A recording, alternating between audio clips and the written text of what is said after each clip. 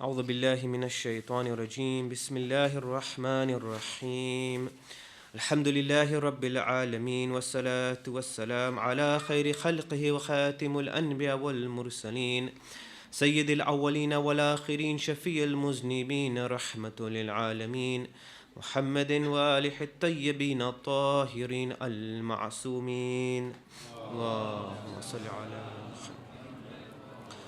Astaghfirullah Rabbi wa atubu ilayh. Assalamu alaikum, my dear brothers and sisters. Once again, my commemorations to you on this night where we, of course, have lost our dear first Imam, Imam Ali alayhi salam. Allahumma salli ala.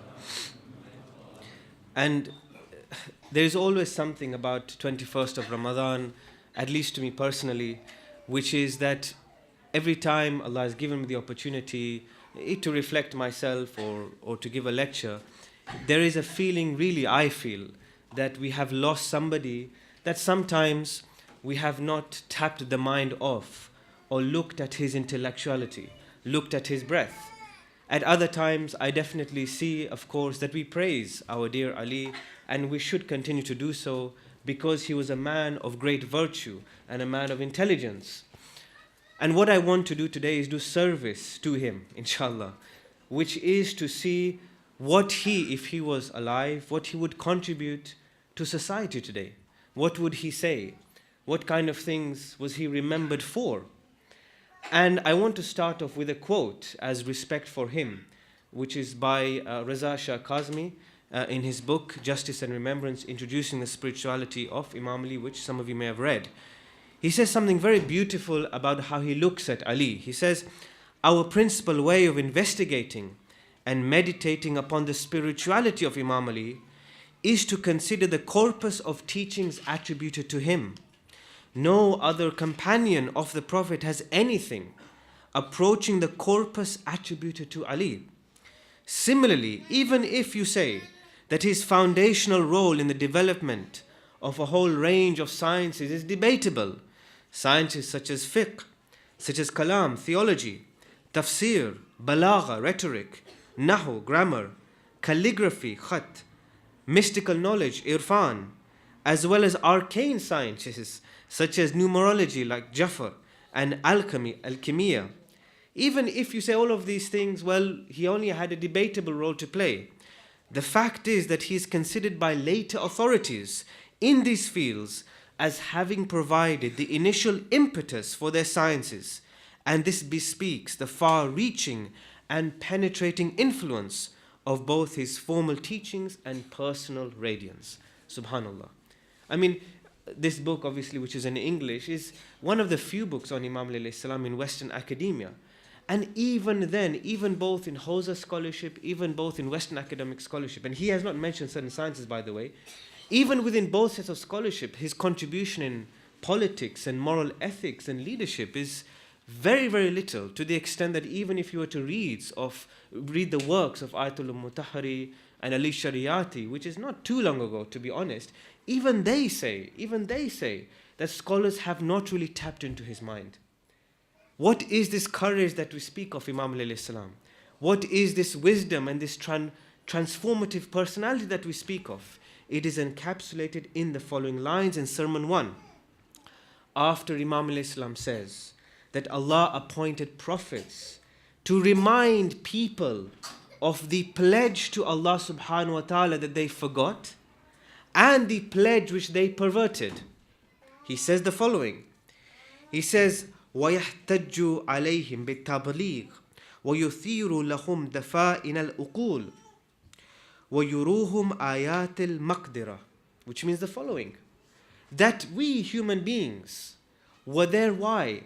So that we would be exhorted by preaching. That means the prophets would be there to preach to us.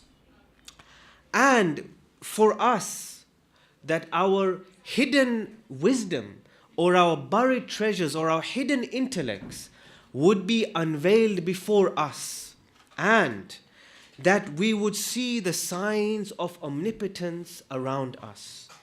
What is Imam Ali trying to say here? That the prophets came to unearth this hidden potential in men and women. And for us, as we are negligent people, for us to just look at the omnipotence and the splendor and beauty of Allah that surrounds us every single day and every single minute. That to the extent that even death is a blessing to us because we return to the one who created us, the one who in fact cares for us more than even our father and mother. Look at this beautiful insight that he has in the potential of a human being. And this is what I want to bring out as we conclude this theme of Islam and West, conflict and challenges. Salawat, please.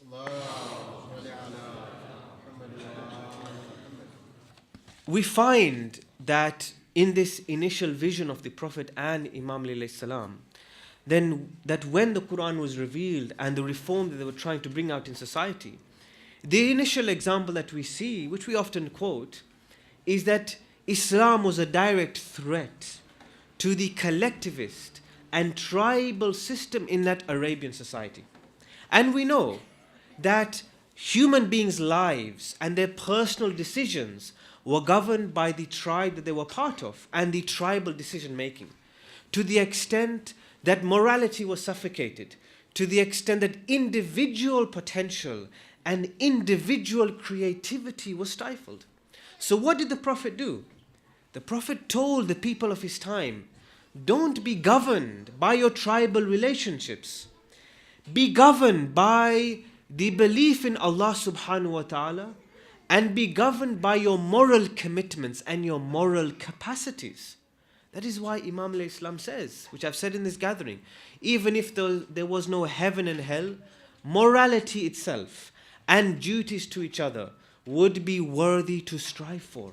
Now, look at this creative potential and this creative revolution which the Prophet, peace be upon him, and the first Imam brought in the society.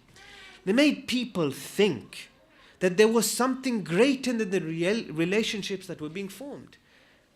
And as proof of this, this is what Imam Ali says in Sermon 56. In the company of the Prophet of Allah, we used to fight our parents, sons, brothers and uncles, and this increased our faith. This increased our faith. Submission in following the right path, endurance over the pangs of pain, and the fight against the enemy. Can we even compare ourselves to the companions of the Prophet? They had to, and this is reported anyway, that people of the Prophet or companions of the Prophet used to even fight against their own kin for believing in Allah subhanahu wa ta'ala and to safeguard morality. If today my father and mother were doing something immoral, what would I say to them? My brother and sister was doing something immoral, what would I say to them? What is more important? Allah says, keep relationships and do silatul raham, of course. But to the extent that justice is at stake, that immorality is prevailing, no. In that sense, we have a duty to even speak to and against our family. And in Sermon 192, Imam al-Islam says, beware of obeying your leaders and elders who felt proud of their achievements and boasted about their lineage. They hurled the liability for things on Allah and quarreled with Allah in what He did with them. They contested His decree and disputed His favors. Certainly these people who boast their own lineage are the main foundations of stubbornness in society, the chief pillars of mischief, and the swords of pre-Islamic boasting of forefathers. Do we live in tribes today? Not necessarily. Do we live in cultures today? Yes. Do we have geographical affiliations? Yes. Are we of certain cultural ethnicities? Yes. Iraqi, Irani, Khoja, Pakistani, whatever. Do some boast their own lineage? Yes, they do. Do some proclaim that other cultures are greater than others? Yes. Is it hard for some scholars of other regions to become scholars? Yes, I'm afraid that's the case and we have to admit it. This is reality. So at the end of the day, if these are realities, then Imam Ali's words are still relevant today. Have we tapped into his mind? Do we feel his courage in speaking the truth and providing models for society? And if we were in his position, would we do the same? This is what I want to examine. Now, in the debate so far, what I have said basically is that, I have the figures here, 61.8% of works, which includes Islamophobic works and Islamo-Romic works, that is those works that either show hatred towards Islam or those works that want to portray a very domesticated and very, very peaceful Islam, that Islam doesn't have a lot to offer. So there are, according to Sayyid Reza Amali, 61.8% of these works in the library.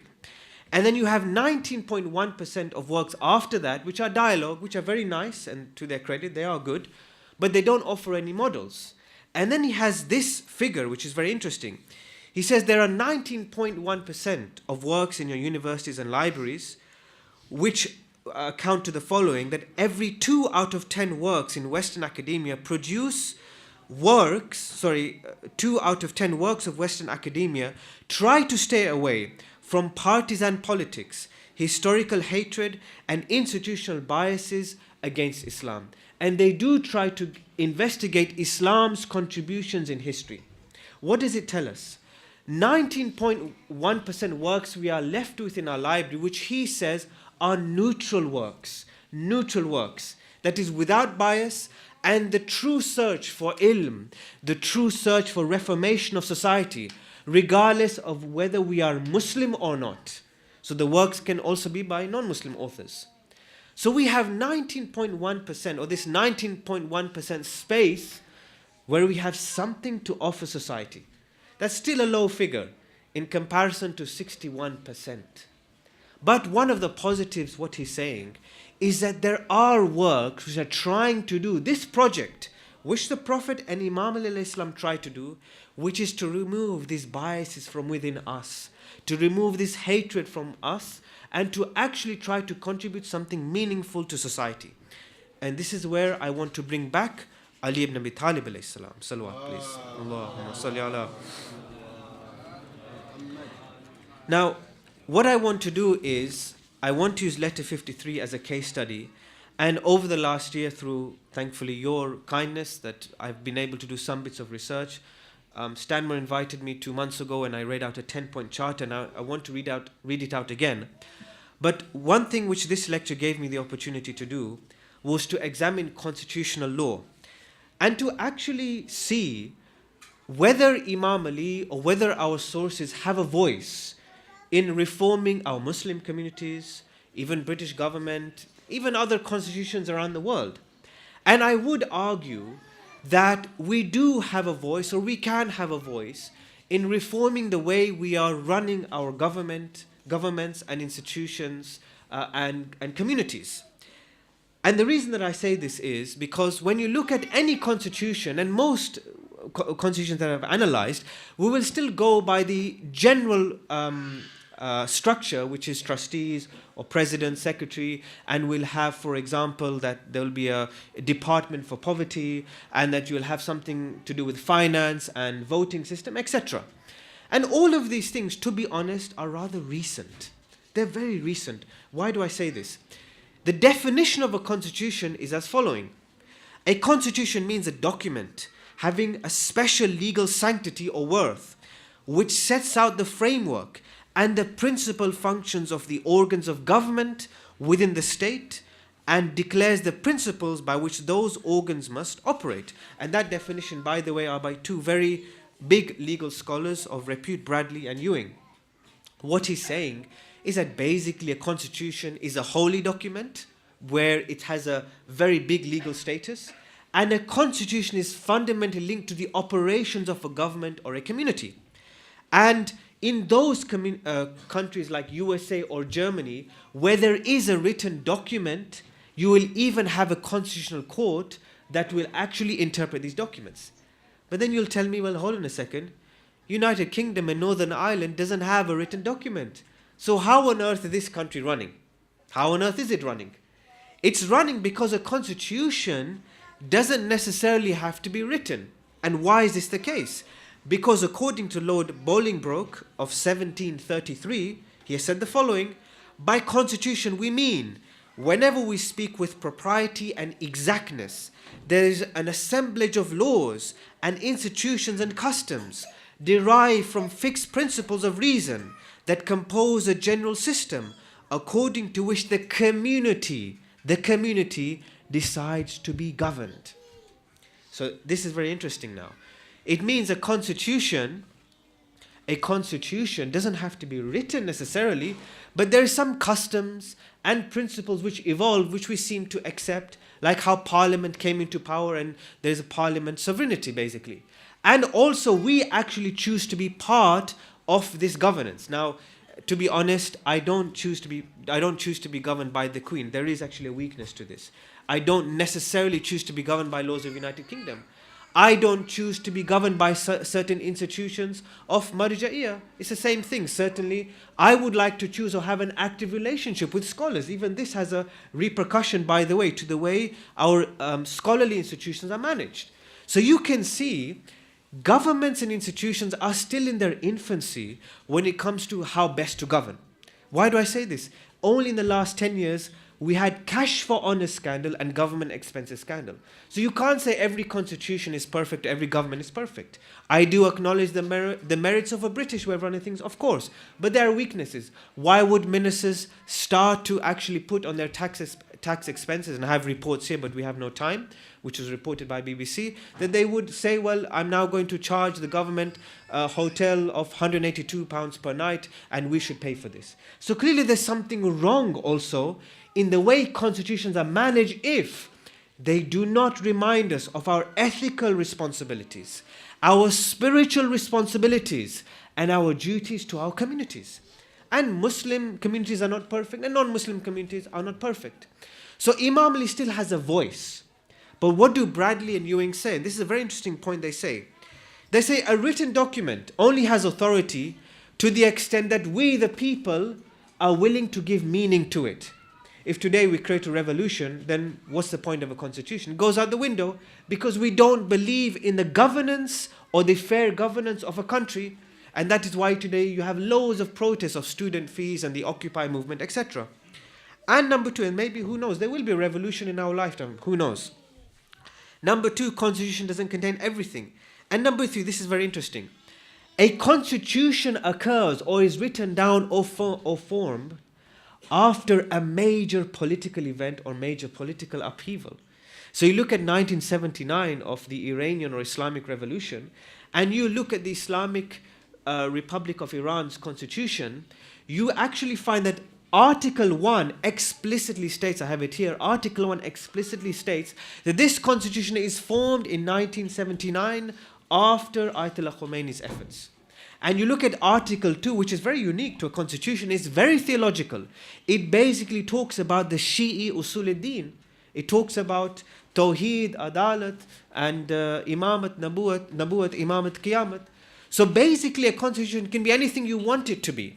But one thing which interests me is the following, that a constitution has meaning when the society has undergone a revolution. When we see in our society that if there is Islamophobia, when we see there is inequality, if we see high student fees, then this is the cause to revolutionize society. Now, if students of any religion and no religion are realizing that our own economy are limited, that there is a lack of jobs, that our leaders are taking money out of the government, then clearly they are saying, even as proud British citizens, hold on, there is something wrong with our country. And even as Muslims, we may say the same thing with Qums. We may say, is there transparency even in the way our Qums is given? Even I feel it, and I have seen it with my own eyes. So therefore, isn't this a cause to write or to actually propagate the voice of Ali ibn Abi Talib alayhi salam, who said the following. Salawat, please. And this is where I do feel letter 53 can become a reference point to actually formulate a good working constitutional document for both Muslim and non-Muslim communities. Now, I really feel this research is in its infancy, and I've only extracted 10 principles. You may disagree with them, but I've tried my best to be as objective in their extraction. When I read out to you the 10 principles, you may actually see, if you reflect on your own constitutions and secular constitutions, that even they lack some of these principles, but we can still develop them further. Imam Ali has said the following: every leader is a servant to the community and is given the position of leadership as a personal and public test from their Lord. The leader is not a leader by virtue of what he promotes. It's a self-examination for himself or for herself. And he has a duty to reflect on his own position and engage in a spiritual deliberation into himself.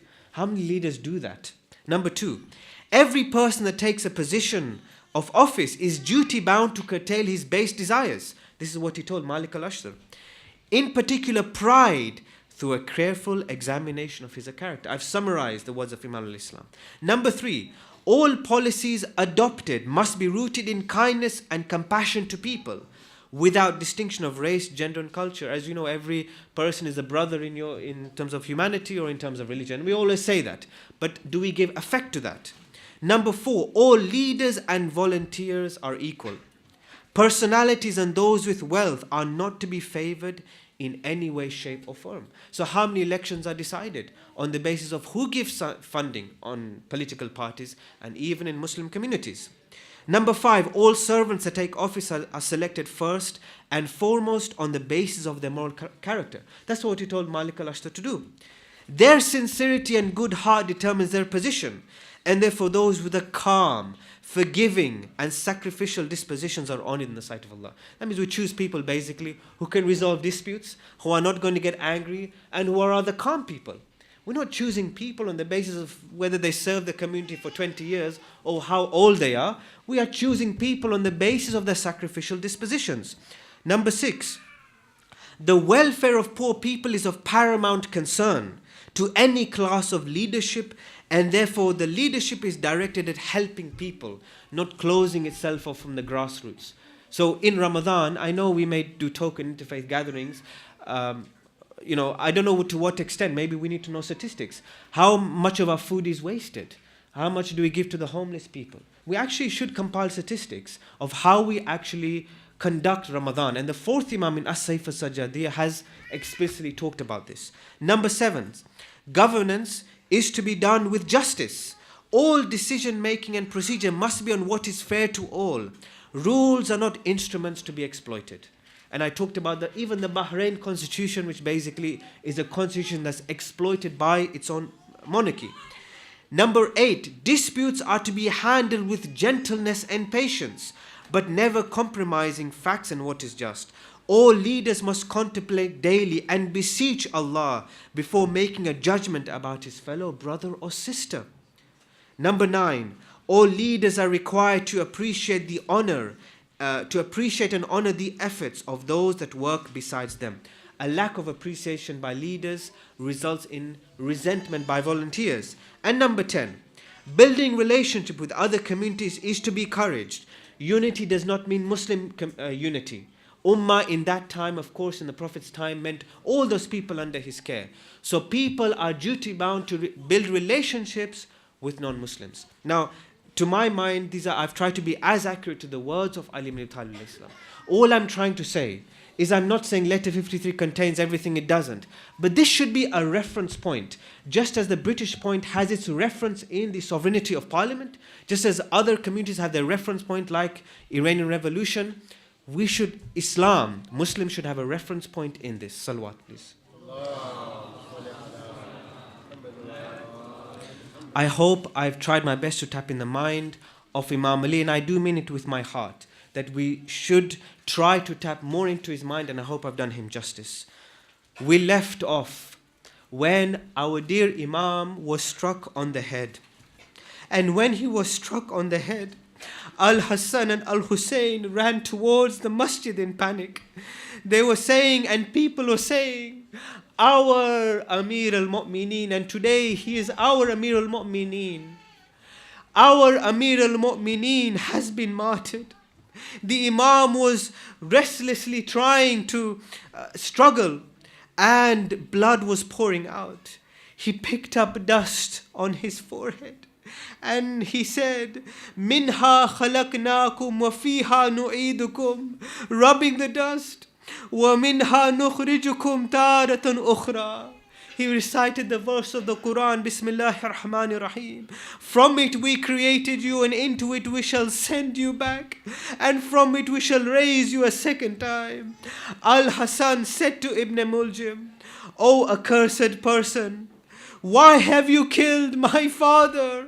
Don't you know the kindness that he showered upon you? Ali opened his eyes and said to Ibn Muljim, don't you remember what kind of kindness I showed to you? And now he tells Al-Hasan alayhi salam, O son, if I remain alive, it's my prerogative to decide whether I want to punish this man. But if you decide to kill this man, then do not sever his limbs. I have heard our Prophet say, do not cut off the limbs of anybody, even if it's like a rabid dog. Al-Hasan went inside and took Ali ibn Abi Talib alayhi salam inside the tent. He tied a cloth round him. One of the companions of Ali alayhi salam started crying. He started crying because Amir al-Mu'minins, the color of his face started to change.